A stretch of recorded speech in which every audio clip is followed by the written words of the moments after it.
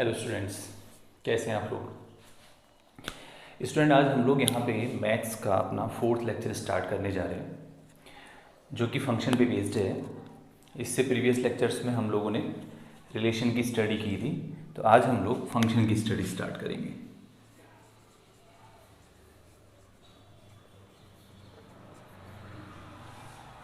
अब क्वेश्चन आता है, हालांकि आप लोग 11th में फंक्शन को डिटेल में पढ़ चुके हैं। फर्स्ट ईयर जो हमारा क्लास 12th है उसमें हम लोगों ने फंक्शन की स्टडी ना करके उसके टाइप्स की स्टडी करनी है। बट मैं एक बेसिक डेफिनेशन आपको बता देता हूँ, फंक्शन क्या होता है। तो आप ध्यान से सुनिएगा, फंक्शन भी एक रिलेशन है। फंक्शन भी एक रिलेशन होता है, बट वो एक ऐसा रिलेशन होता है कि जिसमें डोमेन के एक एलिमेंट का कोडोमेन में केवल एक ही इमेज होना चाहिए। ठीक है, मेरी बात सुन लीजिए। किसी भी फंक्शन का जो रिप्रेजेंटेशन होता है वो इस तरीके से होता है। इसका मतलब है कि हम एक फंक्शन की बात कर रहे हैं जो सेट x से सेट y को रिप्रेजेंट करता है, या जो फंक्शन सेट x से सेट y पे है। अब बेसिकली फंक्शन होता क्या है, तो function is a relation. Function is a relation in which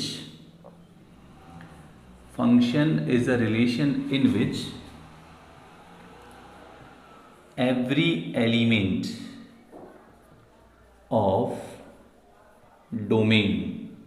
domain हम इस सेट के जो एलिमेंट्स हैं, ये जो सेट है उसको डोमेन कहते हैं। इसके एलिमेंट्स का जो सेट है, ठीक है, और इसके एलिमेंट्स का जो सेट है उसको हम कोडोमेन कहते हैं। मैंने आपको बताया था। तो फंक्शन एक रिलेशन होता है जिसमें एवरी एलिमेंट ऑफ डोमेन, जिसमें डोमेन के हर एलिमेंट का, every element of domain have only one image in codomain. ये इसकी डेफिनेशन है। मतलब फंक्शन एक रिलेशन है। फंक्शन एक रिलेशन है।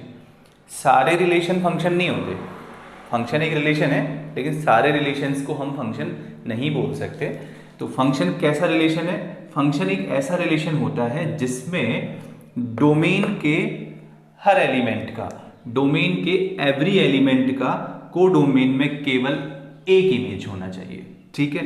फॉर एग्जाम्पल, अगर मैं इस बात को समझाने के लिए एक एग्जाम्पल यहाँ पे देता हूँ। For example, we have a set A, और सेट ए के जो एलिमेंट हैं, this is 1 2 3, and set B 4 5 6 this. अब अगर मैं इसमें आपसे बोलता हूं कि मुझे ए क्रॉस बी करके बताइए, तो आप लोगों को मैंने ए क्रॉस बी बताया था। ए क्रॉस बी कितना हो जाएगा? 1 4 1 5 1 6 2 4 2 5 2 6 3 4 3 5 एंड 3 6। ए क्रॉस बी जो है, ए और बी के जो ऑर्डर्ड पेयर्स होते हैं उनका एक सेट होता है। ठीक है। ए क्रॉस बी, ए और बी के जो ऑर्डर्ड पेयर्स हैं उनका एक सेट होता है। तो ये ए क्रॉस बी हो गया। ठीक है। अब मैं एक फंक्शन लिखता हूँ। एक फंक्शन है F X is equal to, set A से सेट बी में एक फंक्शन है। ठीक है। और फंक्शन कुछ ऐसा है कि हम इसको x प्लस 2 ऐसा लिखते हैं। F X equal to X plus 2। ठीक है।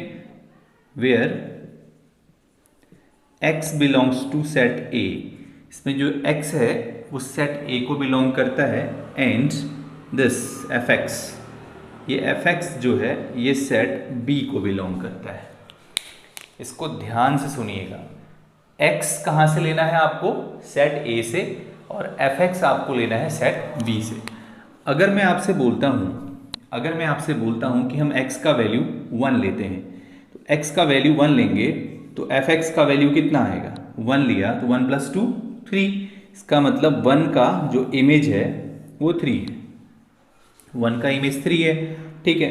2 लेंगे, 2 + 2 4, तो 2 का इमेज 4 है। इस फंक्शन के अकॉर्डिंग अगर आप इसमें 3 लेते हैं तो 3 प्लस 2 5, 3 का इमेज 5 है। अब आप इसमें 4 नहीं ले सकते क्योंकि हमने x को कहाँ से लेना है, सेट ए से। तो सेट ए में 3 एलिमेंट थे जो हमने पुट करके देखे, तो हमारा फंक्शन ये बन गया। और मैंने आपसे क्या बोला कि फंक्शन क्या होता है, एक रिलेशन होता है। ये एक रिलेशन है। तो फंक्शन एक रिलेशन होता है जिसमें डोमेन के एवरी एलिमेंट का केवल एक इमेज होना चाहिए। आप जरा ध्यान से देखो, डोमेन का हमने एलिमेंट 1 लिया तो 1 का इमेज कितना है, 3, और 1 का कोई दूसरा इमेज नहीं है। आपने 1 पुट किया, कितना आया, 1 पुट किया तो 3 आया। अब 1 पुट करके फिर से 3 आएगा, कोई और एलिमेंट, कोई दूसरा इमेज नहीं आएगा। तो 1 का इमेज 3 है, 2 का इमेज 4 है। तो आप क्या देख रहे हो कि डोमेन के अलग अलग एलिमेंट्स का जो इमेज है, डोमेन का एक एलिमेंट का एक इमेज, इसका इमेज 3। ओके, अब मैं इसी A क्रॉस B से एक रिलेशन लिखता हूं, R। ठीक है, R is the relation between x y such that x and y both are x and y, ऐसे लिख लीजिए इसको, difference of X Y is odd. मतलब x और y का जो डिफरेंस है वो ऑड है। एक रिलेशन है, किसके बीच में है, x और y के बीच में एक रिलेशन है कि x और y का जो डिफरेंस है वो ऑड है। तो बच्चों अब आप बताइए ऐसे कितने पेयर हैं, इसको देख लीजिए आप, 1 4, इसका और इसका डिफरेंस करके देखोगे तो 3 आ रहा है, ऑड नंबर आ रहा है। ठीक है, 1 5 ये इवन नंबर आ रहा है, 1 6 ये ऑड नंबर आता है। ठीक है, इवन नंबर है। 2 5 ऑड आता है, 2 6 इवन है। 3 4 ऑड आता है, 3 5 इवन है, 3 6 ऑड आता है। देखिए हमने ऐसे पेयर्स लिए हैं, ध्यान में रख लो। इसके पीछे आप ये भी लिख सकते हैं, where x belongs to set A and y belongs to set B। तो मैंने इस रिलेशन में से, इस A क्रॉस B में से ऐसे पेयर्स यहाँ लिखे हुए हैं, ऑर्डर्ड पेयर्स, जिनका डिफरेंस आपका ऑड नंबर आ रहा है। तो 1 4 का डिफरेंस 3, 1 6 का डिफरेंस 5, 2 5 का डिफरेंस 3, 1 3। ठीक है, तो क्या ये रिलेशन एक फंक्शन है? क्या मैं इस रिलेशन को, मैंने बोला ना रिलेशन भी एक, फंक्शन भी एक रिलेशन होता है, तो क्या मैं इस रिलेशन को फंक्शन बोल सकता हूं? Answer is no. मैं इस रिलेशन को फंक्शन नहीं बोल सकता। मैं इस रिलेशन को फंक्शन क्यों नहीं बोल सकता? क्योंकि आप इस रिलेशन को ध्यान से देखिए, आपको यहाँ क्या दिखाई दे रहा है, जो एलिमेंट 1 है उसके कितने इमेजेस यहाँ बन रहे हैं? 2 इमेजेस। 1 का इमेज इस रिलेशन के अकॉर्डिंग 1 का इमेज 4 भी हो सकता है और 1 का इमेज 6 भी हो सकता है। मतलब एक एलिमेंट के हमारे 2 इमेजेस आ रहे हैं। जहां पे ऐसा सिचुएशन आ गया कि एक एलिमेंट के 2 इमेजेस आ रहे हैं, तो वो वाला जो रिलेशन होगा is not a function. Okay, एक एलिमेंट के 2 आंसर नहीं होने चाहिए, एक एलिमेंट के 2 आंसर नहीं होने चाहिए, एक एलिमेंट का एक ही आंसर होना चाहिए, तो वो फंक्शन होगा। अगर एक एलिमेंट के एक से ज़्यादा आंसर हो जाएंगे देन वो जो रिलेशन है वो फंक्शन नहीं होगा। तो आप लोगों ने पहले भी पढ़ा होगा, तो फंक्शन क्या होता है? एक रिलेशन होता है जिसमें इधर वाले एलिमेंट का, इधर वाला आप जो भी एलिमेंट लेंगे उसका एक ही इमेज आना चाहिए। ठीक है, प्रॉब्लम नो। ओके, अब इस बार हम लोगों को फंक्शन की स्टडी नहीं करनी है। फंक्शन की जगह हम लोगों ने फंक्शन के टाइप्स की स्टडी करनी है। ठीक है, उसी पे बेस्ड हमारे क्वेश्चंस भी हमसे पूछे जाते हैं। तो टाइप्स ऑफ फंक्शन, अगर मैं टाइप्स ऑफ फंक्शन की बात करता हूं तो मैं केवल उन्हीं फंक्शंस के साथ डील करूंगा जो हमारे एनसीईआरटी में है। तो टाइप्स ऑफ फंक्शन कितने टाइप का होता है? तो फंक्शन के टाइप्स में जो सबसे फर्स्ट फंक्शन आता है हमारे पास, उसको हम बोलते हैं 1 1 फंक्शन। वन वन या इसको बाइजेक्टिव फंक्शन। अब क्वेश्चन कई बार आप लोग ने अभी तक शायद प्रीवियस पेपर देखे ना हो, लेकिन अगर आप देखेंगे तो कई बार क्वेश्चन पूछा जाता है और उसमें ऐसा कहा जाता है proof that the function is one one. ये प्रूफ करो कि वो जो फंक्शन है वो वन वन है। ठीक है, तो वन वन फंक्शन हम किसको बोलते हैं? देखिए, वन वन फंक्शन हम किसको बोलते हैं? जिसमें एक ऐसा फंक्शन जिसमें, देखिए मैं इसको मैपिंग के थ्रू समझा देता हूं आपको। ये फंक्शन था x to y, this is x, domain y codomain. ठीक है, अब सपोज x में कुछ एलिमेंट्स हैं 1 2 3 4, y में भी कुछ एलिमेंट्स हैं 5 6 7 8 9। ओके, अब मैंने x 1 पुट किया और 1 का इमेज 5 आया। ठीक है, 2 का इमेज 6 आया, 3 का इमेज 8 आया, 4 का इमेज 9 आया, समथिंग ऐसा कुछ है। तो वन वन फंक्शन का क्या मीनिंग होता है? वन वन फंक्शन का मतलब होता है कि जो यहाँ इमेज है ना एक, ये 2 एलिमेंट का नहीं होना चाहिए। ठीक है, वन वन फंक्शन का मतलब होता है कि कोडोमेन का कोई भी एक एलिमेंट डोमेन के 2 एलिमेंट्स या उससे ज्यादा एलिमेंट्स का इमेज नहीं होना चाहिए। बात समझ में आ रही मैं क्या कह रहा हूं आपसे? वन वन फंक्शन का क्या मीनिंग है कि आपने 1 पुट किया, आंसर क्या आया? 5 आया, बट अब 5 किसी और का आंसर ना आए। पता चला कि 2 पुट किया और आपका आंसर फिर से 5 आ रहा है। ठीक है, जैसे मैं आपको एक क्वेश्चन समझाता हूं, fx is equal to X square. ठीक है, and suppose x belongs to real number. ये कोई फंक्शन है, इसमें x हमारा रियल नंबर है। किसी ने पूछा हमसे कि क्या ये फंक्शन वन वन है?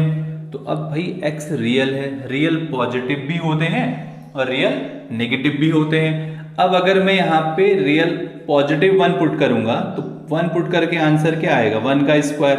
1 का स्क्वायर क्या होता है? 1। अब इधर मैं अगर -1 पुट करता हूं तो -1 का स्क्वायर क्या होता है? +1। तो आपने क्या देखा? आपने ये देखा कि 1 एक बार पुट किया, एक बार -1 पुट किया, लेकिन दोनों बार इमेज कितना आ रहा है? 1। तो it is not one one function. तो ऐसा फंक्शन हमारा वन वन नहीं होता जिसमें एक एलिमेंट एक से ज्यादा का इमेज बन जाए। एक एलिमेंट एक, जैसे 5 is the image of 1, 5 is the image of 1, 6 is the image of 2। तो 5 1 का इमेज है तो 5 किसी और का इमेज नहीं आना चाहिए। इमेज से मेरा मतलब आंसर से है सिंपली। ठीक है, तो आप यहाँ पे वन वन फंक्शन की डेफिनेशन क्या लिख सकते हैं? वन वन फंक्शन की डेफिनेशन लिख सकते हैं, every element of codomain have distinct image, या ये कह सकते हो every element of codomain have only one pre image. ठीक है, आप इसकी डेफिनेशन लिख सकते हैं। पहले कुछ बातें ध्यान में रख लो। ये जो आते हैं हमारे वैल्यू पुट करके जो आंसर हमारे आते हैं, इसको हम लोग क्या बोलते हैं? इमेजेस। ठीक है, जैसे मैं बोल सकता हूं 8 is the image of 3, and जो पुट करके इसको हम लोग बोलते हैं प्री इमेजेस। ध्यान में रखिएगा। आप ये भी कह सकते हो कि 8 का प्री इमेज क्या है? 3 है, और 3 का इमेज क्या है? 8 है। तो 8 को हम प्री इमेज कहते हैं, 3 को हम प्री इमेज कहते हैं, 8 को हम इमेज कहते हैं। तो इसकी डेफिनेशन क्या निकल के आ रही है? वन वन का मतलब every element of codomain, every element of codomain have only one pre-image। क्या मेरी बात आपको समझ में आ रही है? मैं कह रहा हूं कि कोडोमेन का कोई भी एलिमेंट होगा उसकी प्री इमेज कितनी होनी चाहिए? ऐसा नहीं, देखो इसकी प्री इमेज कितनी है? 2, इसकी प्री इमेज 1 भी है और इसकी प्री इमेज -1 भी है। तो ऐसा नहीं होना है। इसकी प्री इमेज 1 है, इसकी प्री इमेज 1 को 2 है, इसकी प्री इमेज, तो आप क्या देख रहे हो? इसके जितने भी एलिमेंट्स की प्री इमेज आ रही है सब डिफरेंट है। तो हम इसको 1-1 फंक्शन बोलेंगे। ठीक है, ये डोमेन है, ये कोडोमेन है, ये इमेजेस हैं, ये प्री इमेजेस हैं। ठीक है, अच्छा रेंज क्या होता है? अगर कोई बोलेगा इसका रेंज लिखो तो रेंज क्या आएगा? 5 6 8 9 नॉट 7। रेंज का मतलब है कि इसको पुट करके जो आया, इसको पुट करके जो आया, जो आंसर आए हैं उन आंसर का, जो इमेजेस आए हैं उन इमेजेस का एक सेट बनाओगे तो वो रेंज कहलाएगा फंक्शन का। कोडोमेन, ये कंप्लीट कोडोमेन है, ये कंप्लीट डोमेन है। ठीक है, तो 1-1 फंक्शन का फिर से श्योर हो गया, इसको देखिएगा आ जाएगा। ओके, टाइप ऑफ फंक्शन में हमारा फर्स्ट फंक्शन हमारा 1-1 होता है। इसके क्वेश्चंस कैसे करेंगे? जब मैं एनसीईआरटी से एक्सरसाइज स्टार्ट करूंगा तो क्वेश्चन करने का तरीका थोड़ा डिफरेंट है, आप बात को समझ लीजिए बस। ठीक है, okay. Now the second is, ये तो था आपका 1-1 function. Second is onto. Onto function क्या होता है?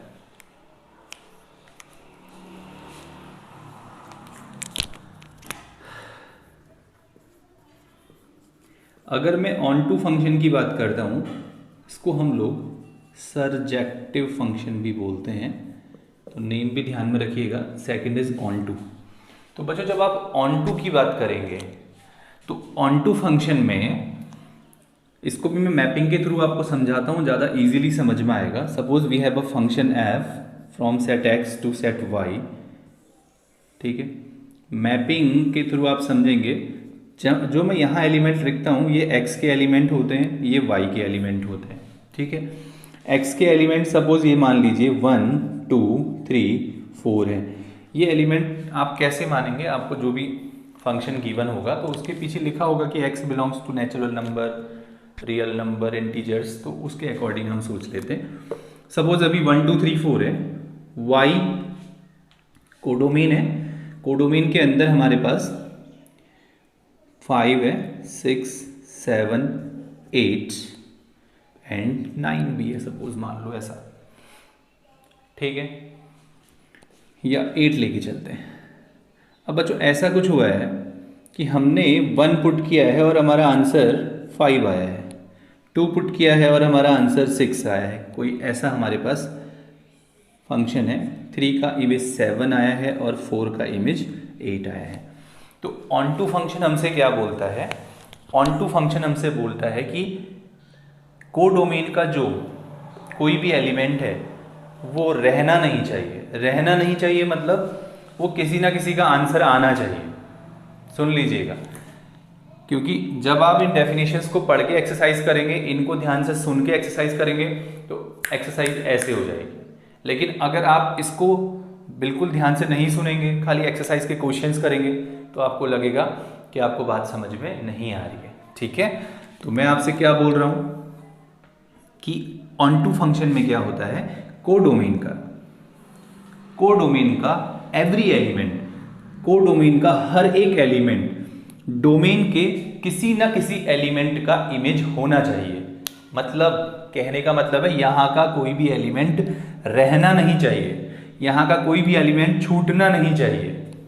समझ रहे हो मेरी बात को? यहाँ का कोई भी एलिमेंट ना छूटे, ऐसी कंडीशन बनानी है, तो उसको हम 1-2 फंक्शन बोलेंगे। जैसे कि मेरे हिसाब से यहाँ कोई छूट रहा है नहीं। 5 किसका इमेज है? 1 का। 6 किसका इमेज है? 2 का। 7 3 का एंड 8 4 का। It is onto function. ये फंक्शन ऑन टू है। अगर मैं ऑन टू नहीं का एग्जाम्पल आपको एक देता हूँ, सपोज ये x होता, ये y होता, इधर 1 2 3 4 है। ठीक है, और इधर 1 2 3 सॉरी 5 6 7 8 है। 5 6 7 8। ओके, अब इसमें सपोज बच्चों हमने 1 पुट किया, हमारा आंसर आया 5। ठीक है, 2 पुट किया और हमारा आंसर आया 6। 3 पुट किया तो भी हमारा आंसर आ गया 6। 4 पुट किया और हमारा आंसर आ गया 7। अब आप बताइए, हमने जितनी चीज़ें पुट करनी थी सारी पुट करके रखी, हमारे आंसर भी आए। क्या इधर के कोडोमेन है? ये कोडोमेन के का कोई एलिमेंट रह गया है जो किसी का भी इमेज नहीं बन पाया है? यस। कौन रह गया? 8 किसी का आंसर नहीं आया। ठीक है। 8 अगर किसी का आंसर नहीं आए, अगर इधर का एलिमेंट आपका छूट जाए, किसी भी एलिमेंट का आंसर नहीं आए, तो इसको हम बोलेंगे नॉट ऑन टू, ये ऑन टू नहीं है। और यहाँ 5 भी आंसर है, 6 भी किसी चीज़ का आंसर है, 7 भी आंसर है, बट यहाँ आपका एक एलिमेंट रह गया। तो अगर ये सिचुएशन बन जाती है कि उधर का एक एलिमेंट या उससे ज़्यादा एलिमेंट रह जाए, एक भी रह जाए, तो वो नॉट ऑन टू हो जाएगा। ठीक है। अब इसी पे बेस्ड मैं स्टूडेंट से एक क्वेश्चन आपसे पूछता हूँ, क्या ये 1-1 फंक्शन होगा? इससे पिछले बताया था ना 1-1, क्या ये 1-1 होगा? तो आंसर इज यस, 1-1 इसलिए होगा क्योंकि इसका प्री इमेज 5 है। क्या इसका प्री इमेज कोई और है? नो। इसका प्री इमेज 2 है। क्या इसका प्री इमेज कोई और दिख रहा है आपको मैपिंग में? नहीं दिख रहा है। It is 1-1 also, onto भी है, 1-1 भी है। क्या ये 1-1 है? तो आंसर इज नो। क्यों नहीं है? क्योंकि अगर 6 को आप ध्यान से देखते हो, 6 के कितने प्री इमेज दिखाई दे रहे हैं आपको? 6 के कितने प्री इमेज दिखाई दे रहे हैं? 2। 6 का प्री इमेज 2 भी है और 6 का प्री इमेज 3 भी है। तो अगर कोडोमेन के किसी एलिमेंट के आपके पास एक से ज्यादा प्री इमेज बन जाएंगे, तो वो फंक्शन हमारा 1-1 नहीं होगा। तो ये नॉट 1-1, नॉट ऑन टू भी नहीं है। ऑन टू की कंडीशन समझ ली। आप इसको वीडियो को दोबारा रिपीट करके देखिएगा, बात समझ में आएगी। तो सेकंड हमारा हो गया ऑन टू फंक्शन। तो इसकी अगर आपको डेफिनेशन लिखनी है, जरूरी नहीं है, आप क्या लिख सकते हो कि every element of codomain must be, इसका हर एलिमेंट इमेज होना चाहिए, image of any element of domain. तो इसका हर एलिमेंट किसी ना किसी का इमेज अगर आएगा तो उसको हम ऑन टू फंक्शन बोलेंगे। ओके, नोट कर लीजिएगा इसको। ठीक, इसी में अगली अगर हम लोग इसके टाइप की बात करते हैं, तो अगला टाइप इसका जो होता है उसको हम बोलते हैं इनटू फंक्शन, इनटू मैपिंग कह सकते हो आप। ठीक है, इनटू मैपिंग। अब देखिए भाई, ऑन टू हमने देख ली। इनटू का क्या मीनिंग है? इनटू का मीनिंग है ऑन टू में क्या होना चाहिए था? ऑन टू में क्या होना चाहिए था? ऑन टू में होना था कि इधर का एवरी एलिमेंट, इधर बोले तो कोडोमेन का एवरी एलिमेंट डोमेन के किसी ना किसी एलिमेंट का इमेज बनना था।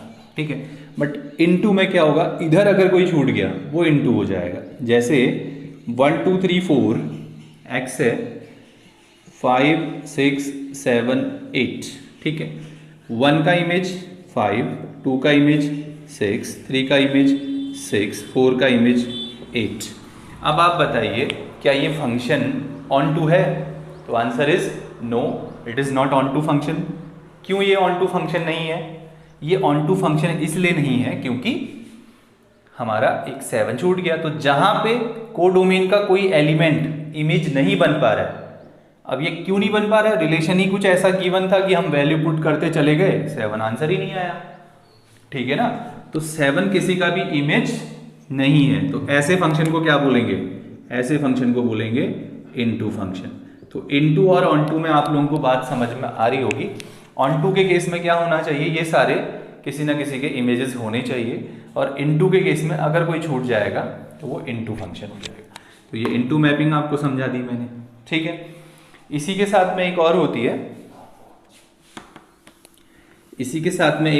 उसको बोलते हैं मैनी वन।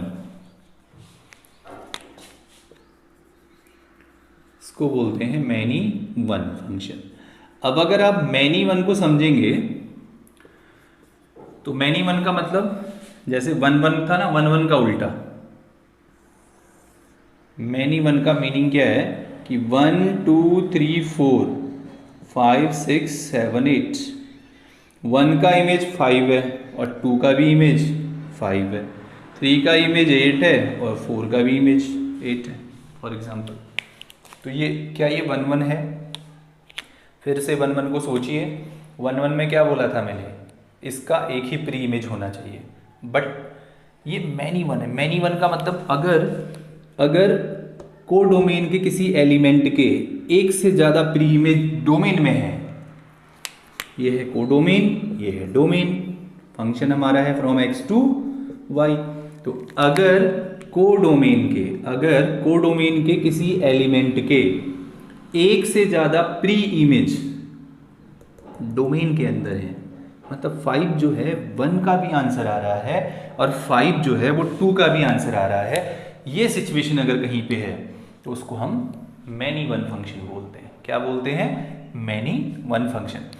आपका ये समझ लीजिए, डेफिनेशंस को समझ लीजिए, एक्सरसाइज में आपको इतनी सी भी प्रॉब्लम नहीं आएगी, ठीक है। मेन हमारा क्या होता है कि हम बेसिक चीज़ों को छोड़ के सीधे क्वेश्चंस में आएंगे तो हमको प्रॉब्लम आएगी, ठीक है। मैनी वन के बाद एक और चीज़, मैनी वन का मतलब डोमेन के एलिमेंट का कोडोमेन में एक से ज़्यादा प्री इमेज होगा, ठीक है।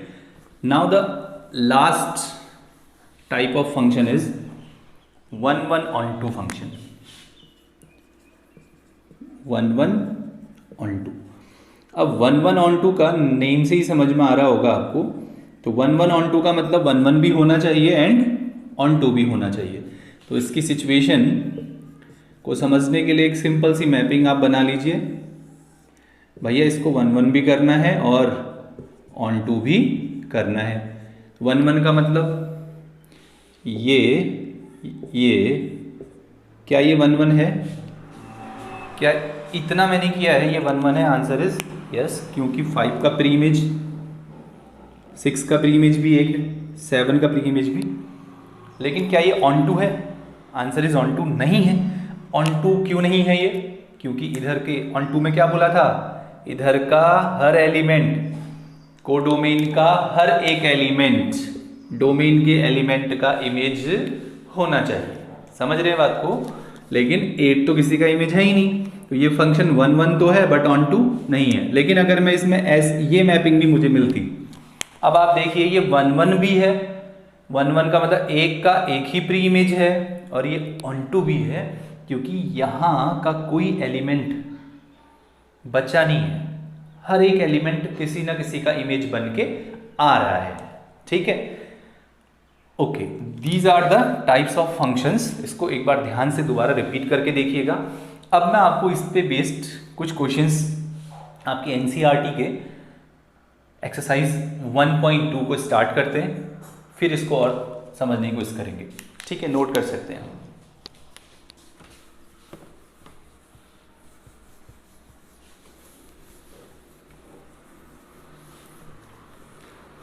ओके, अगर मैं आपको एनसीईआरटी की एक्सरसाइज स्टार्ट करूं 1.2, तो उस 1.2 एक्सरसाइज का जो बच्चों फर्स्ट क्वेश्चन है, एक्सरसाइज 1.2, इसका जो सबसे पहला क्वेश्चन आपके पास है, उसमें एक फंक्शन आपको गिवन है from R star to R star, defined by, वो जो फंक्शन आपको डिफाइंड है वो है f(x) is equals to 1/x is 1-1 and on-2। आपको ये प्रूफ करना है कि ये वाला फंक्शन 1-1 भी है और ये वाला फंक्शन on-2 भी है, ठीक है। इसमें आर स्टार क्या है, उन्होंने हमको डिफाइन किया है, where R star is the set of all non zero real numbers, ठीक है। तो आर स्टार क्या है, रियल नंबर का सेट है नॉन जीरो, जीरो को छोड़ के, ठीक है। आर स्टार में आप 1 2 3 4 5 प्लस माइनस सब ले सकते हैं, बस नॉन जीरो, जीरो नहीं लेना। तो हमको क्या करना है बच्चों, हमने ये प्रूफ करना है कि ये जो फंक्शन आपको गिवन है ये 1-1 भी है और on-2 भी है। देखिए अभी तक मैं आपको डेफिनेशंस बता रहा था, डेफिनेशंस को हम समझते हैं, रीड करते हैं, अब इसको हमको सॉल्व करना है। तो सॉल्व करने का थोड़ा मैनर जो तरीका होता है मैं आपको बता देता हूँ, आप कैसे एग्ज़ाम में करेंगे उसको। Function from R star to R star, ठीक है। तो ध्यान से देखिएगा, आप लोगों को इसमें करना क्या होता है, आप इसमें करेंगे let x1 and x2 belongs to R star. इसका मीनिंग भी समझते रहिए। मैं ऐसा कुछ ले रहा हूँ कि x1 कोई एलिमेंट है r स्टार से और x2 दूसरा एलिमेंट है r स्टार से। तो मैंने यहाँ के दो एलिमेंट आपके ले लिए, ठीक है, r सच दैट, और ये कुछ एलिमेंट ऐसे हैं r सच दैट कि f(x1) is equal to f(x2) है। बात को समझते हुए चलेगा, क्योंकि फर्स्ट और सेकंड क्वेश्चन में बात आप तक पहुंच जानी चाहिए। मैं आपसे क्या बोल रहा हूँ, फंक्शन आपके पास f(x) है, f(x) इक्वल टू 1/x है, ठीक है।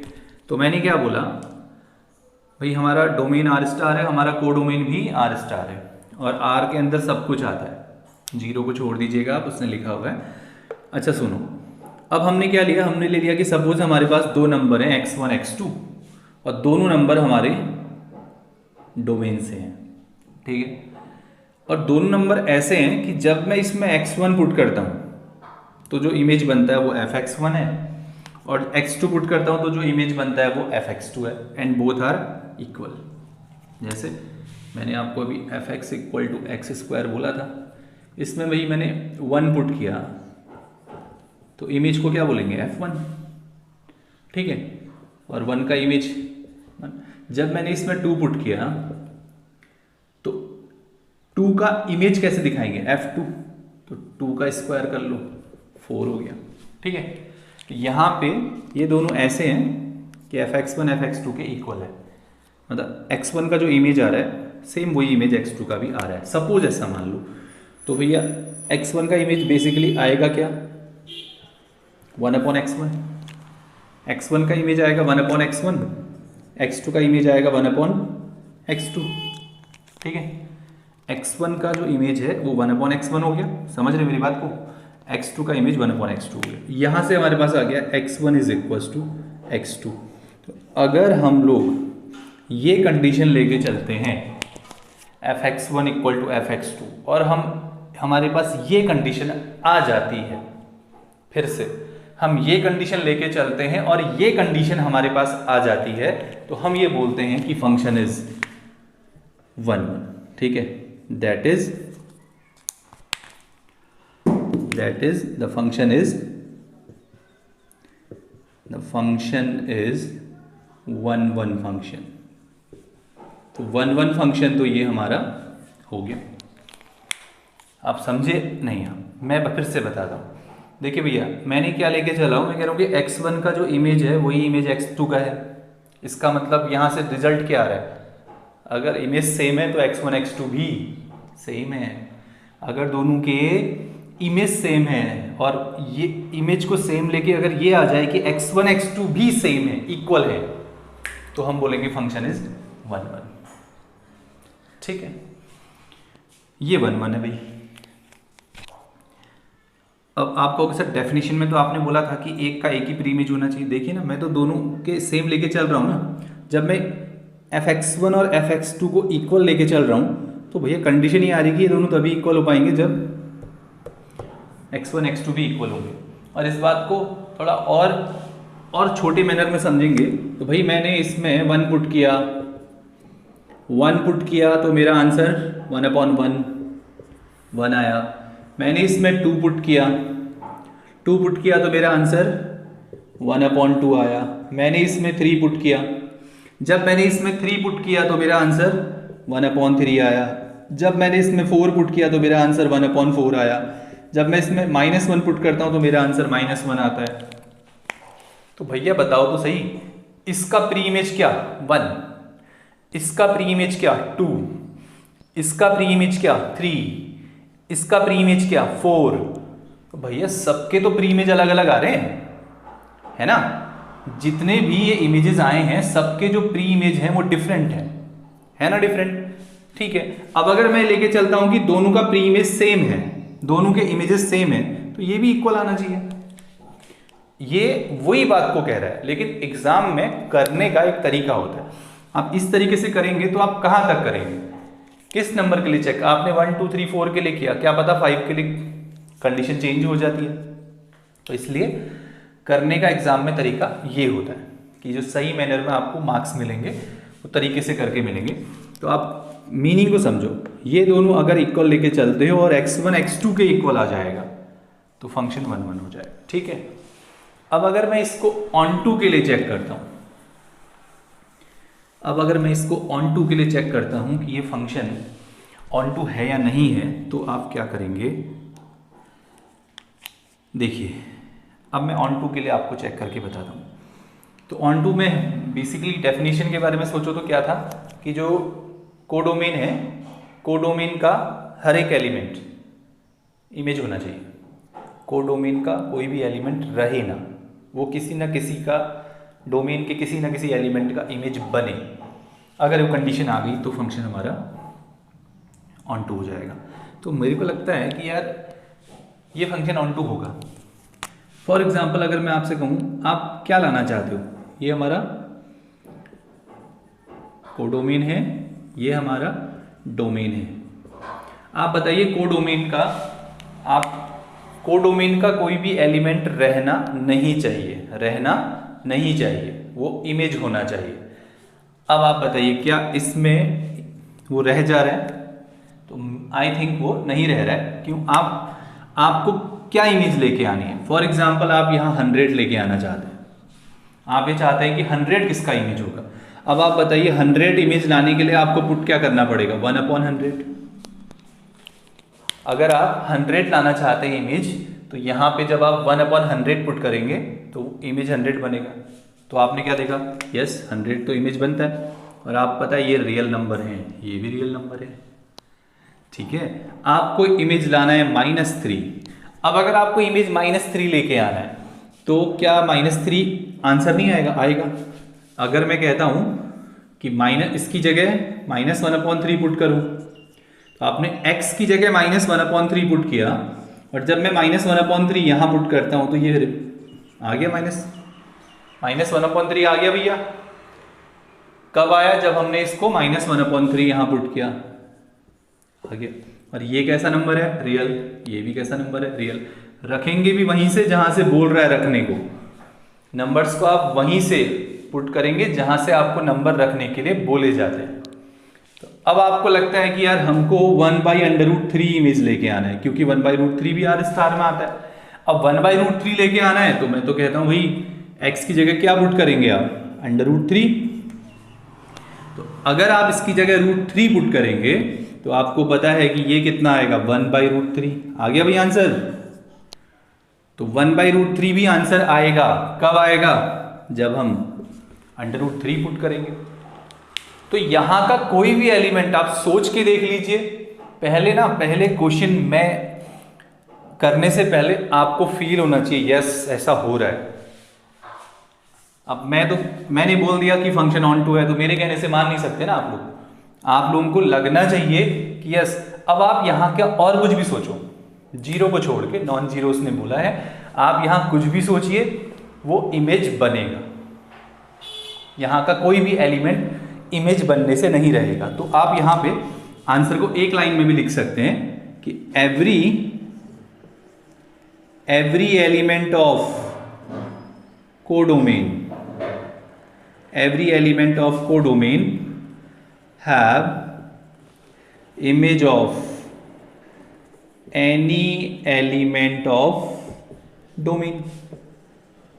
ऐसा भी आप लिख सकते हैं कि कोडोमेन का हर एक एलिमेंट डोमेन के किसी ना किसी एलिमेंट का इमेज है, that is function is on to.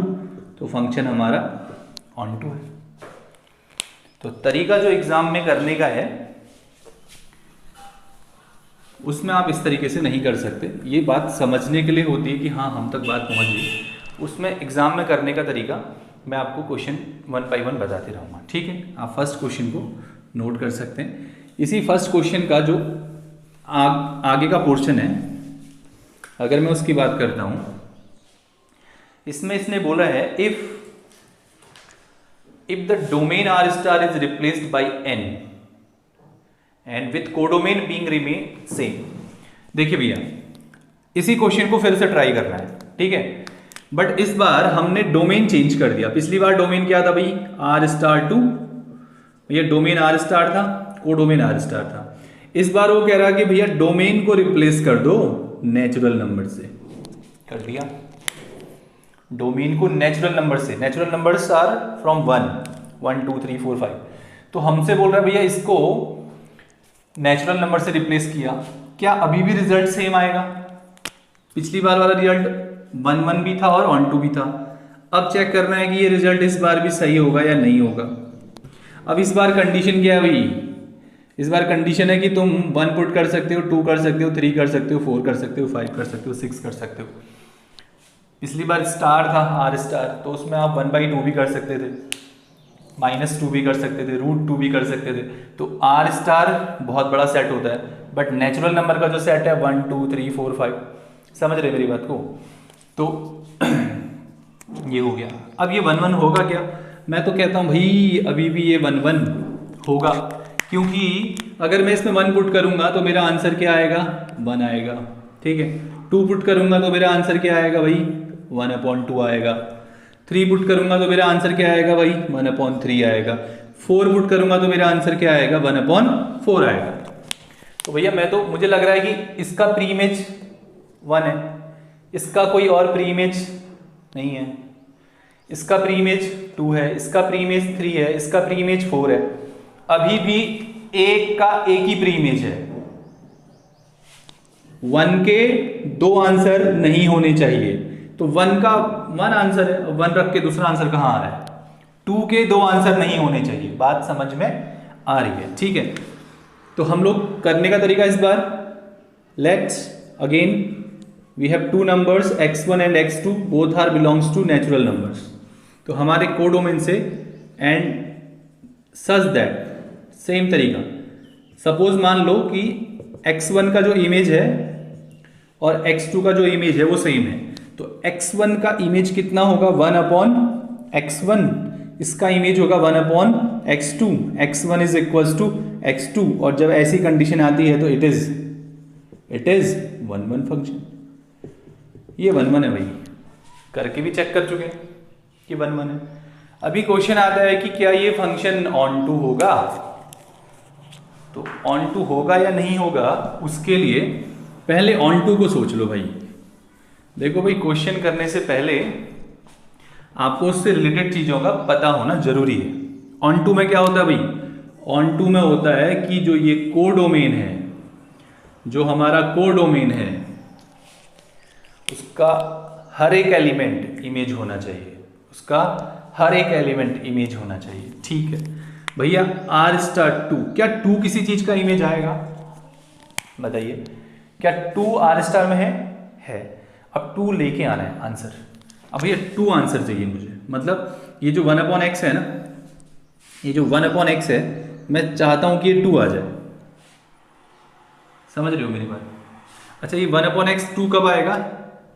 जब मैं इसको इधर x is equal to half रखूंगा। सुनते रहिएगा, ठीक है ना? ये 1/x 2 कब आएगा? जब मैं x की जगह हाफ रखूंगा। बट क्या मैं x की जगह हाफ रख सकता हूं? x कहां से है? Natural number. तो क्या मैं x को हाफ रख सकता हूं? आंसर है कि मैं x को हाफ नहीं रख सकता, क्योंकि हाफ तो नेचुरल नंबर है ही नहीं। इसका मतलब अगर 1/2 नेचुरल नंबर नहीं है तो फिर 2 आंसर कैसे आएगा? क्या ये 2 आंसर आएगा? आंसर इज नो, ये 2 आंसर नहीं आएगा। क्योंकि ये 2 आंसर इसलिए नहीं आएगा, ये 2 आंसर इसलिए नहीं आएगा क्योंकि हमको 2 लेके आना है, तो उसके लिए यहां 1/2 रखना पड़ेगा, जो कि अलाउ नहीं है। पिछली बार था, इसी का जो ऊपर पोर्शन था। तो अगर मैं ऐसा बोलता हूं, if fx is equal to 1/x2, मैं चाहता हूं fx2 आ जाए, वो तो अभी आएगा। ठीक है, दैट इज हो गया इतना। ये कहने के लिए काफी है, function is not onto. तो हम इस तरीके से अपने फंक्शन पे बेस्ड क्वेश्चंस को करते हैं, बिल्कुल भी प्रॉब्लम नहीं है और ज्यादा इंटरेस्टेड है ये। तो जब मैं नेक्स्ट हम लोग लेक्चर में आएंगे और इसके आगे क्वेश्चंस पूरी एक्सरसाइज कंप्लीट करेंगे, तो आपको कहीं से कहीं तक कोई प्रॉब्लम नहीं आएगी। ठीक है, दैट्स इट, थैंक यू।